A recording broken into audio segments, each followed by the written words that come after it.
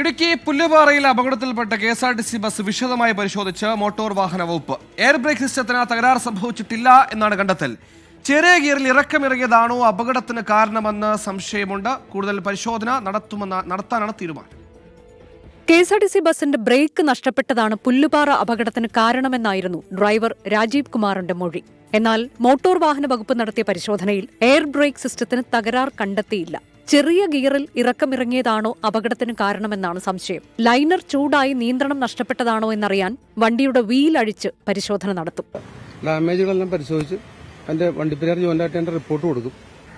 ഇനി ഇതിന്റെ break drum അഴിച്ച് പരിശോധിക്കേണ്ടതുണ്ട്. വീൽ അഴിച്ച് അത് ഇവിടെ ഇട്ട് അഴിച്ച് പരിശോധിക്കാൻ പറ്റില്ല. അപ്പോൾ അടുത്ത തന്നെ ഒരു പൊൻകുന്നം ഡിപ്പോയിൽ കൊണ്ടുപോകുന്നു പറഞ്ഞു. അപ്പോൾ അവിടെ ചെന്ന് അതുകൂടി അഴിച്ച് പരിശോധിച്ചിട്ട് അതിന്റെ ഫൈനൽ റിപ്പോർട്ട് നമ്മൾ തരും. പ്രാഥമിക പരിശോധനയിൽ ഇതെല്ലാം ഫംഗ്ഷനിങ് ആണ്.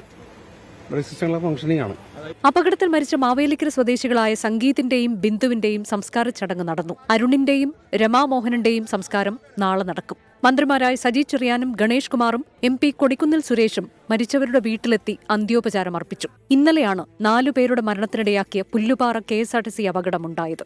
24 ഇടുക്കി.